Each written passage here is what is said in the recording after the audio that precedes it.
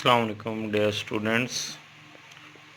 Zoology 6 semester का आज ये लेक्चर 15 है। इस लेक्चर के अंदर हम देखेंगे लॉ ऑफ टॉलरेंस। कल हमने देखा था law of minimum. Law of minimum जो है उसमें हम ज़्यादातर वो डिस्कस किया गया कि न्यूट्रिएंट्स की रिक्वायरमेंट क्या होती है प्लांट्स की। अब अगर न्यूट्रिएंट्स की मिकदार को कम या ज़्यादा कर दिया जाए तो उसका क्या इफ़ेक्ट होता है, उसको भी हमने देखा कि हर एक प्लांट की एक स्पेसिफिक रिक्वायरमेंट होती है। इस रिक्वायरमेंट में जो है वो प्लांट ज़्यादा से ज़्यादा ग्रो कर सकता है। अगर उस सर्टन रिक्वायरमेंट से न्यूट्रिएंट की मिकदार कम कर दी जाए तो जो ग्रोथ है वो कम हो जाती है। अब इसके साथ साथ ही जो है हमने देखा कि लॉ ऑफ मिनिमम ना सिर्फ न्यूट्रिएंट्स बल्कि एनिमल्स के हवाले से भी बहुत फ़ायदेमंद है। एनिमल्स का बिहेवियर भी ऐसा ही है, तो इसको फिर लेबेक्स लॉ को जो है रीशेड्यूल किया गया। इसको लिमिटिंग लॉ कहा गया, लॉ ऑफ लिमिटिंग फैक्टर्स। तो जिसमें देखा गया कि इन्वायरमेंटल फैक्टर्स जो हैं वो कम या ज़्यादा हो रहे हैं, तो उसका डायरेक्टली इफ़ेक्ट हो रहा है कम्युनिटीज़ के ऊपर। तो इस तरह यानी कि क्लाइमेटिक फैक्टर जो हैं वो डायरेक्टली कम्युनिटीज़ के ऊपर इफ़ेक्ट कर रहे हैं। तो इसके बाद फिर लॉ ऑफ टॉलरेंस 1911 में शेल्फर्ड नामी साइंटिस्ट ने जो है दिया है। उसके मुताबिक बहुत सारे जो लिविंग ऑर्गेनिज़म हैं वो फैक्टर्स के ऊपर डिपेंड करते हैं। अब फैक्टर्स बहुत सारे हमने लास्ट लेक्चर में डिस्कस किए। यहाँ पर उसने एग्जाम्पल के तौर पे एक फैक्टर को डिस्कस किया है और वो है टेम्परेचर। अब टेम्परेचर के दो लेवल हैं। एक तो हाई लेवल है, आप देख सकते हैं एरो की उस जानिब हाई लेवल है, और दूसरे की जानिब है लो लेवल। ये लो लेवल है और ये वाला है हाई लेवल। अब हाई लेवल टेम्परेचर जब बहुत ज़्यादा है तो आप देख सकते हैं इस ग्राफ के नीचे लिखा हुआ है नो ऑर्गेनिज्म। तो जब टेम्परेचर बहुत ज़्यादा है फिर भी ऑर्गेनिज्म ज़िंदा नहीं रहेंगे, जब टेम्परेचर बहुत कम है तो भी ऑर्गेनिज्म ज़िंदा नहीं रहते। उसके बाद एक्सट्रीम से जब हम मिड एक्सट्रीम्स की तरफ आते हैं तो इसमें लिखा हुआ फ्यू ऑर्गेनिज्म। मैं फॉर एग्जांपल डॉट्स लगा के आपको समझा देता हूँ। ये इस तरह से ये ऑर्गेनिजम्स हैं, ये फ्यू ऑर्गेनिज्म इस तरफ आ गए। अब अबंडेंस ऑफ ऑर्गेनिज्म जब टेम्परेचर होगा ऑप्टिमम, ये इस तरह से, तो ये ऑर्गेनिज्म अब यहाँ पे ज़्यादा रह रहे हैं।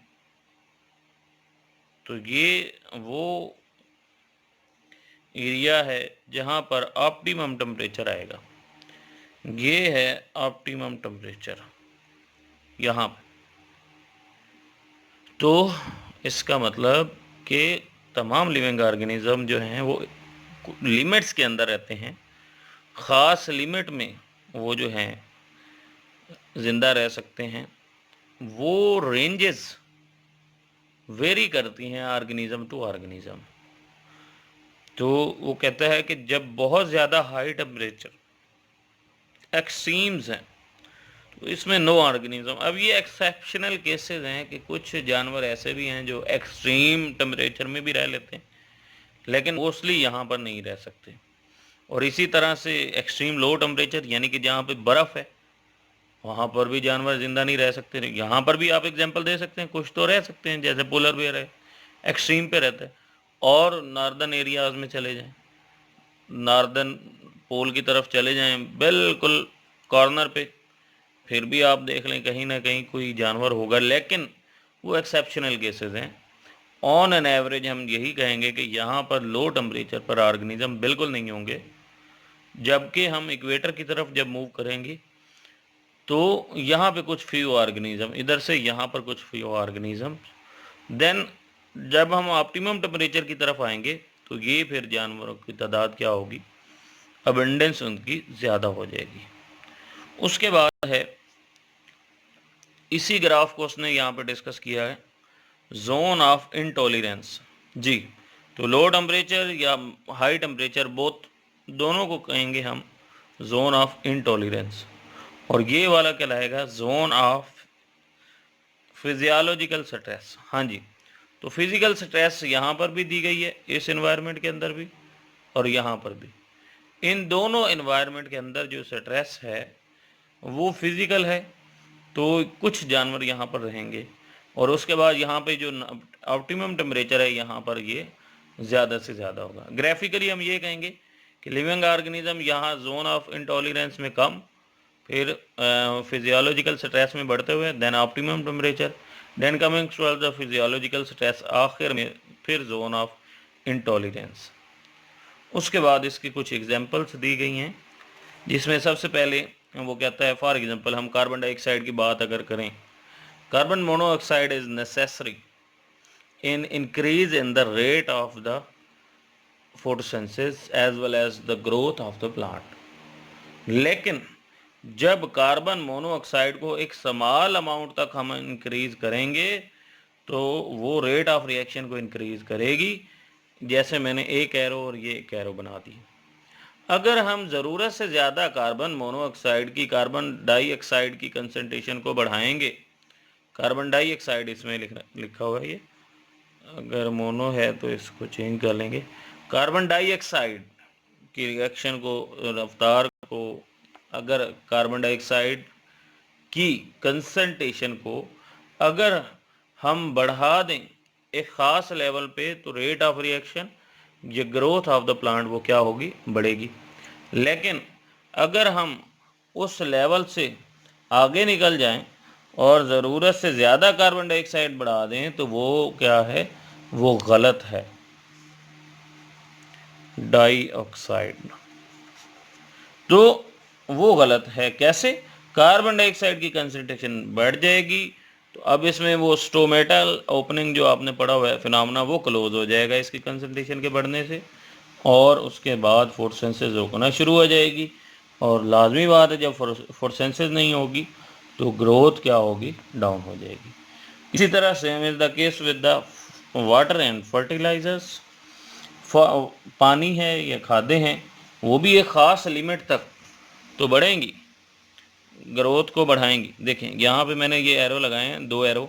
अगर मैंने फर्टिलाइज़र या वाटर को बढ़ाया तो ग्रोथ बढ़ रही, लेकिन ज़रूरत से ज़्यादा अगर आपने फर्टिलाइज़र और वाटर को बढ़ाया तो वो ग्रोथ को कम कर देगा, ये नुकसानदेह उसके लिए।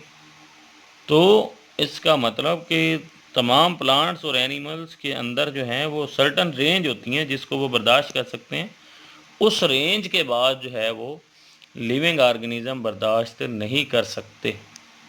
Then comings towards the living organism, जैसा कि लेबेग ने और दूसरे साइंटिस्ट ने भी बताया कि प्लांट्स के साथ साथ एनिमल्स भी जो हैं उनकी एक ख़ास रेंज होती हैं जिसके अंदर वो काम करते हैं। अब उन रेंज की हम बात करते हैं। It vary across animals like, अब मिसाल इसकी देते हैं एक छोटे बच्चे की और एक एडल्ट की। इन्फेंट जो है उसकी जो बर्दाश्त करने की सलाहियत है टेम्परेचर की वो और है, और एक एडल्ट पर्सन की जो सलाहियत है वो और है, ये आप बेहतर जानते हैं बेटा। उसके बाद है ब्लू क्रैब्स। ब्लू क्रैब्स जो हैं ये फ्रेश वाटर के अंदर रहती हैं, लेकिन ये क्लोरीन को बर्दाश्त कर सकती हैं, हाई कंसंट्रेशन को। तो कहा जाता है कि ये दरिया से आती है क्योंकि ये क्लोरीन को बर्दाश्त कर सकती है, रिवर्स के अंदर देखा गया। लेकिन इसका जो लार्वा है उसके आगे मैंने क्रॉस लगाया, और लार्वा जो है वो बर्दाश्त नहीं कर सकता हाई कंसंट्रेशन ऑफ क्लोरीन को। डेट्स वाई ये रिप्रोड्यूस जो है वो फ्रेश वाटर के अंदर नहीं करती, हालांकि खुद फ्रेश वाटर में रहती है लेकिन वहाँ पर रिप्रोड्यूस नहीं करती। तो रिप्रोडक्शन के लिए जो है ये फ्रेश वाटर से बहती हुई स्ट्रीम और फिर डाउन स्ट्रीम, ऑफ स्ट्रीम, और आखिर में फिर ये नदी, दरिया और नालों में चली जाएगी, और आखिर में दरिया में जाके अपनी रिप्रोडक्शन करेगी और वहाँ पर इसका लार्वा ग्रो करेगा। इस तरह से आप बता सकते हैं। अब यानी कि पेरेंट्स वो एक्सट्रीम्स बर्दाश्त कर रहे थे लेकिन इन्फेंट नहीं कर रहा, तो ये बात अब आपको समझ आ गई बेबी वाली।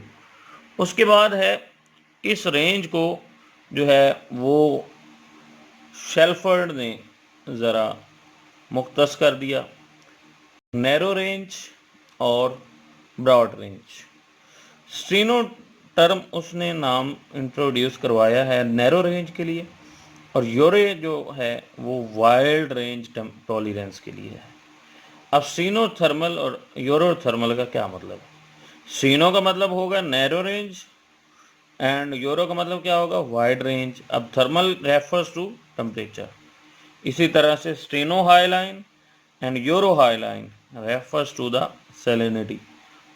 और भी बहुत सारी मिसालें बेटा आप दे सकते हैं। जैसे मैं कहता हूँ स्टीनोफेगिक, स्टीनोफेगिक, स्टीनोफेगिक एंड यूरोफेगिक। अब फैगिक जो है वो फूड को रेफर करेगा। इसी तरह से आप और भी बता सकते हैं। Stenobathic, eurybathic refers to the depth. Habitat की बात करेंगे तो इसे एशियस कहेंगे, ECIOUS। Stenoecious, euryoecious. इसी तरह से पानी की बात करेंगे, मॉइस्चर की बात करेंगे तो stenohydric, euryhydric refers to the water. That was all from today's lecture. इंशाल्लाह कल मज़ीद आगे पढ़ेंगे। उम्मीद है आपको ये लेक्चर पसंद आया होगा। अगर पसंद आ रहा है तो लाइक लाजमी कर दिया करें और सब्सक्राइब भी कर लें चैनल को। अल्लाह हाफिज़।